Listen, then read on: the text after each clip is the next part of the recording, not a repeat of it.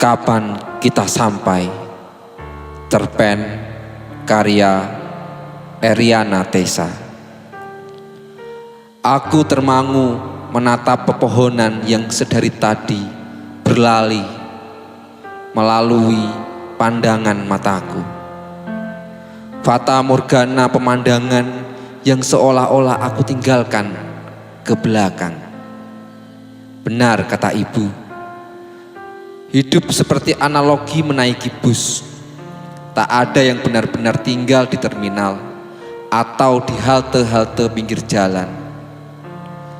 Teman seperjalanan pun tak ada yang benar-benar saling peduli atau bahkan menyapa untuk sekedar menanyakan sudah sarapan atau belum. Kita selalu berpindah-pindah dari satu bus ke bus yang lainnya untuk sesegera mungkin sampai ke tujuan. Kicau burung hari ini mengingatkanku pada sepenggal kenangan yang membuatku mampu bertahan sampai saat ini. Dalam hati, aku berteriak sekencang-kencangnya, "Ibu, hari ini Alin sudah sampai di tujuan." Kring! Dering telepon membuatku terjaga. Sesegera ku angkat tanpa ragu-ragu. "Sudah sampai mana? Acaranya mau dimulai," kata seseorang di seberang telepon. "Lewat satu halte lagi," kataku. "Aku tunggu di depan," katanya. "Iya," kataku. Teleponku tutup. Seketika ada perasaan yang menggeluti hatiku, seperti perasaan bahagia dan kalut. Entahlah, sepertinya aku merindukan ibu. Dalam hati aku berteriak sekencang-kencangnya, "Ibu, hari ini Alin sudah sampai di tujuan." Tanpa sadar, aku mengulang kenangan indah nan pahit itu. Tepat sekali lagi, aku masih berada di atas busway. Hiruk pikuk penumpang yang naik dan turun seakan hanya siluet tak bersuara. Aku benar-benar hanyut di masa lalu. Surat keparat itu datang lagi, tepat saat aku melihat kesedihan di wajah ibu. Ia mengusap wajahnya yang menua.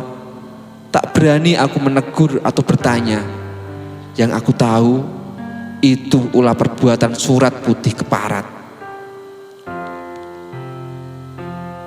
"Orang-orang itu datang lagi?"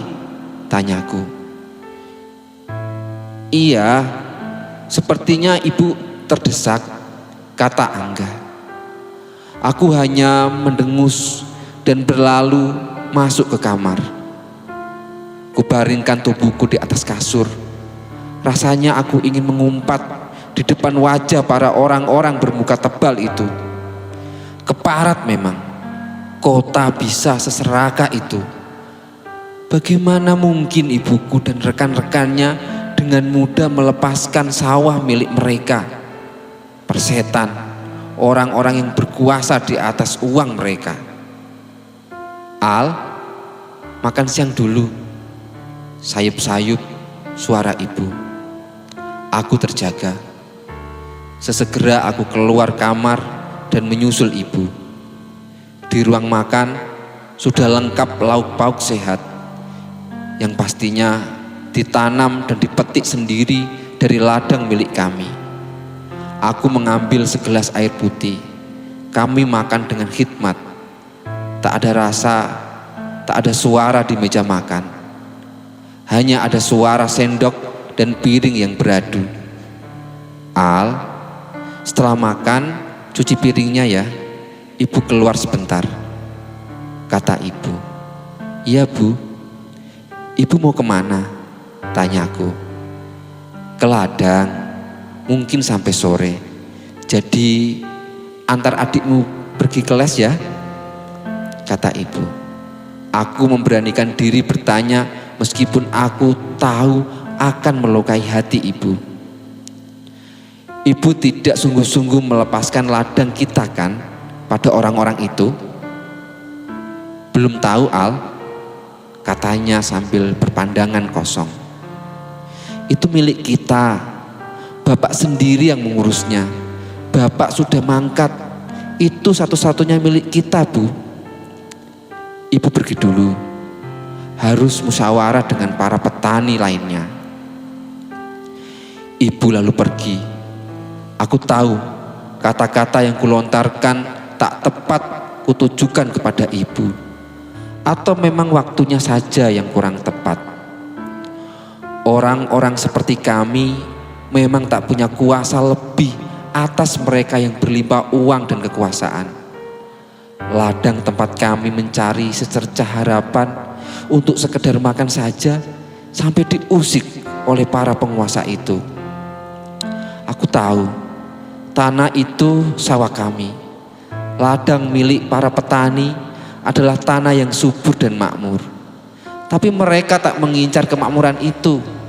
Ada kemakmuran lain yang tersembunyi, dan hanya mereka para keparat itu yang dapat menciptakan kemakmuran itu. Kami rakyat kecil tak bisa berkutik.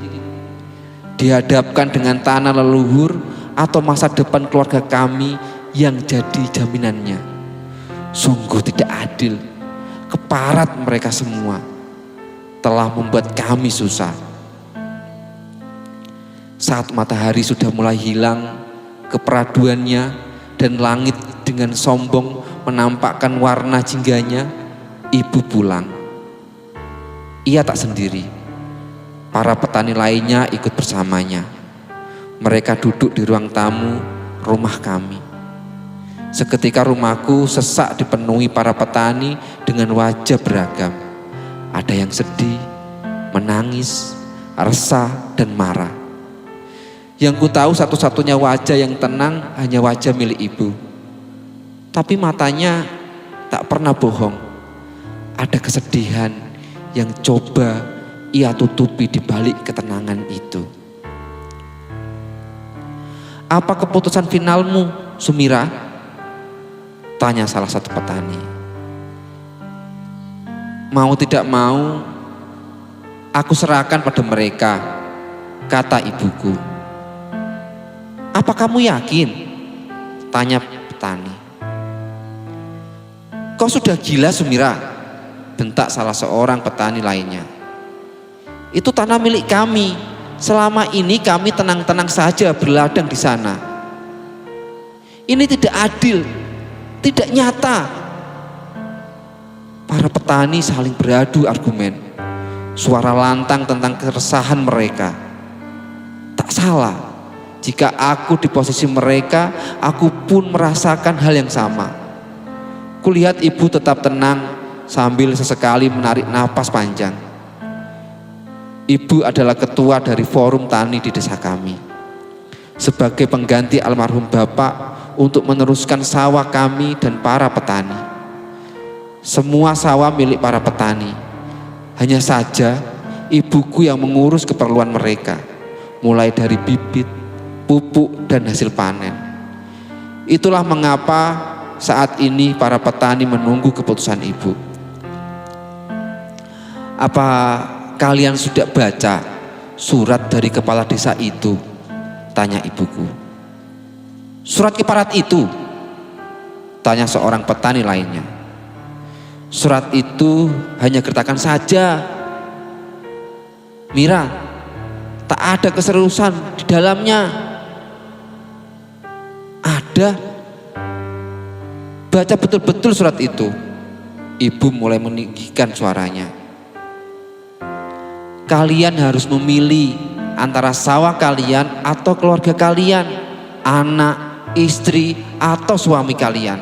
Lanjutnya.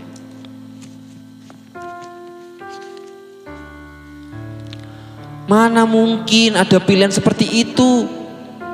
Kata petani menyangkal. Coba kalian renungkan sebentar.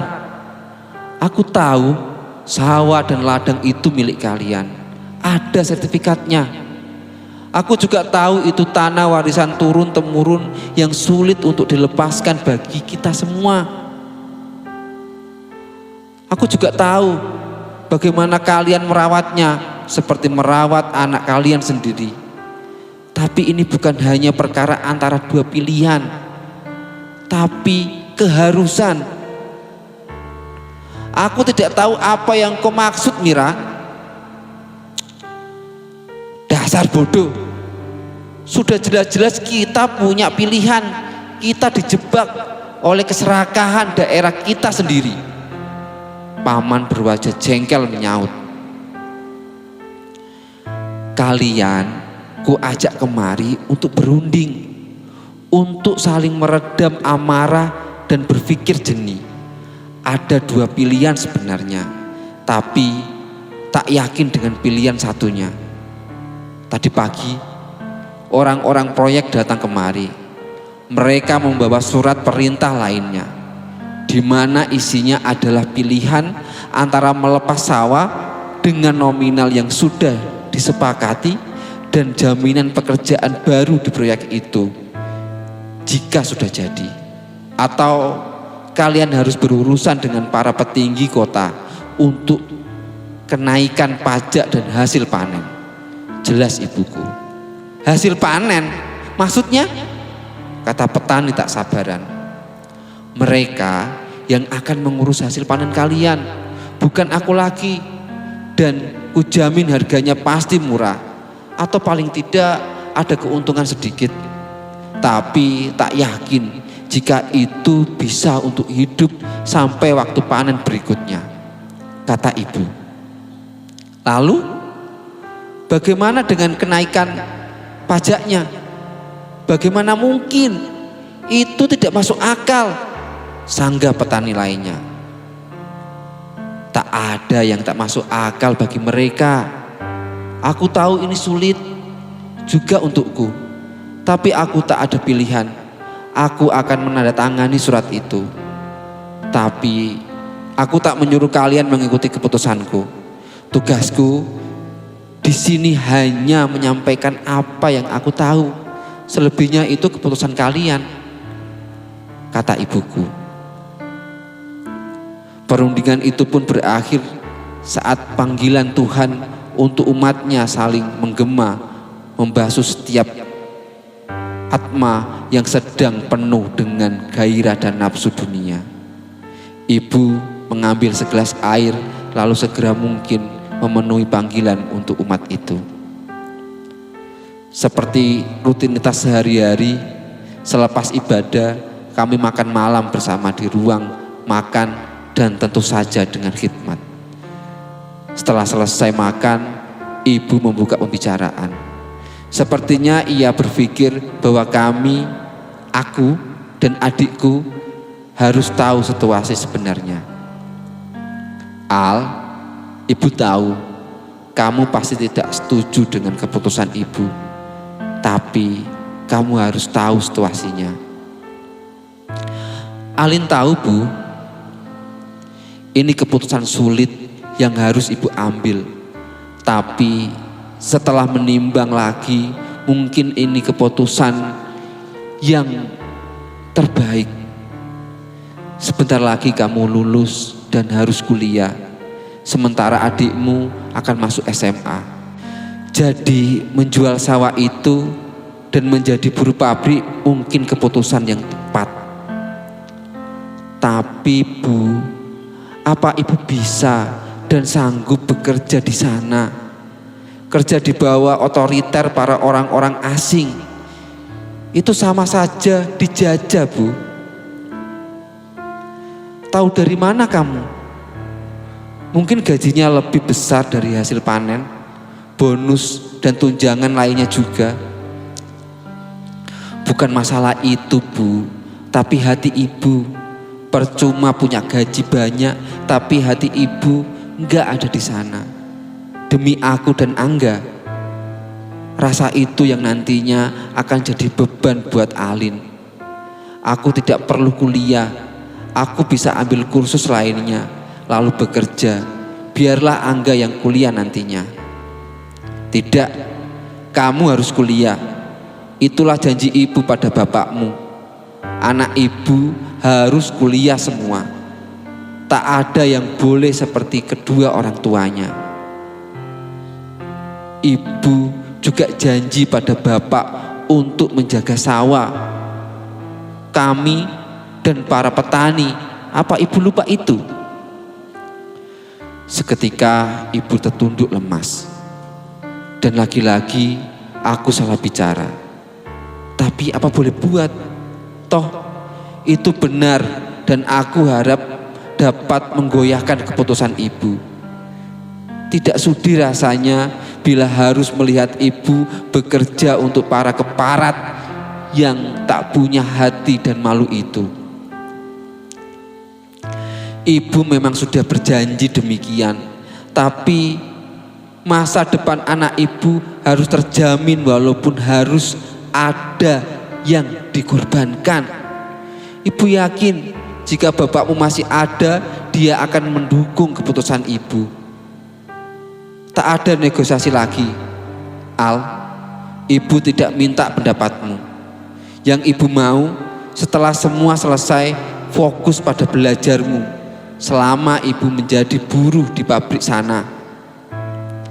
Buatlah mimpimu sendiri, buatlah tujuan dalam hidup dan sampaikan pada ibu jika kamu sudah sampai nanti. Setelah percakapan kami waktu itu, hari-hari terasa pahit untuk dijalani. Proyek para keparat telah dibangun.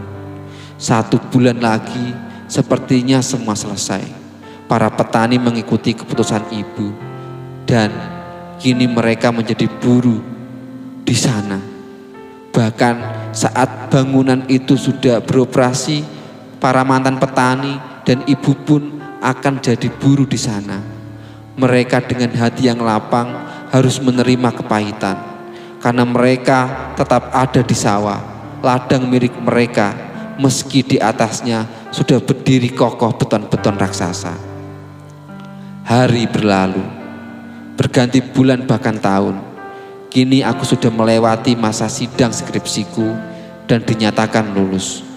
Adikku sebentar lagi harus menyiapkan ujian masuk kampus. Ibu semakin menua.